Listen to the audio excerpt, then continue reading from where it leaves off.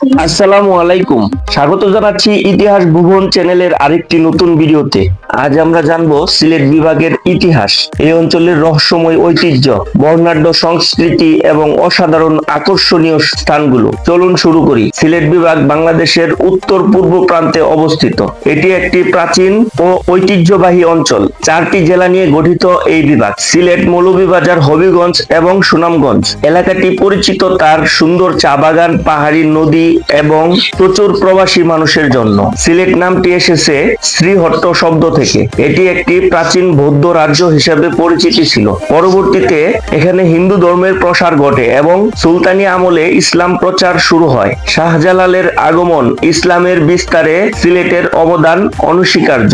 1303 খ্রিস্টাব্দে হযরত শাহজালাল সিলেট অঞ্চলে আগমন করেন। তার সঙ্গে 360 আউলিয়া এসেছিলেন, যারা ইসলামের আলো ছড়িয়েছিলেন। সিলেট ছিল এক সময় রাজা গৌর গোবিন্দর শাসনাধীন। শাহজালালের হাতে গৌর গোবিন্দর পরাজয়ের পর সিলেটে মুসলিম শাসন প্রতিষ্ঠিত হয়। ব্রিটিশ শাসনের সময় সিলেট চা শিল্পের জন্য বিখ্যাত হয়ে ওঠে। ব্রিটিশরা এখানে ব্যাপক চা বাগান স্থাপন করেন, যা এখনো সিলেটের অর্থনীতির প্রধান ভিত্তি। সিলেটের নিজস্ব সংস্কৃতি এবং ভাষা খুবই সমৃদ্ধ। সিলেটি ভাষা বাংলা ভাষার থেকে আলাদা হলেও এর একটি বিশেষ বৈচিত্র্য রয়েছে। অঞ্চলটি বৈশিষ্ট্যপূর্ণ পিঠাপুলি, মাজার দর্শন এবং গানের জন্য বিখ্যাত। ভারতের মেঘালয় পাহাড়ের পদদেশে অবস্থিত জাফলং এবং বিছানাকান্দি বাংলাদেশের অন্যতম জনপ্রিয় পর্যটন কেন্দ্র। সিলেটের প্রাকৃতিক সৌন্দর্যের জন্য এই জায়গাগুলো খুবই বিখ্যাত। সিলেটে শতাধিক চা বাগান রয়েছে।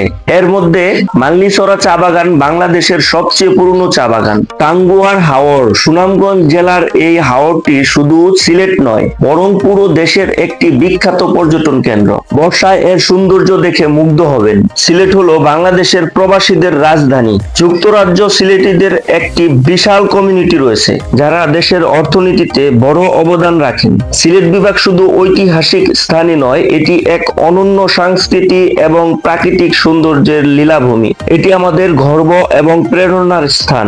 আজকের ভিডিওটি এখানেই শেষ করছি। সিলেট বিভাগ নিয়ে এই ভিডিওটি কেমন লাগলো তা আমাদের কমেন্টে জানাতে ভুলবেন না। পরবর্তী ভিডিওতে দেখা হবে নতুন কোনো ইতিহাসের গল্প নিয়ে। ধন্যবাদ, সবাই ভালো থাকুন। আল্লাহ হাফেজ।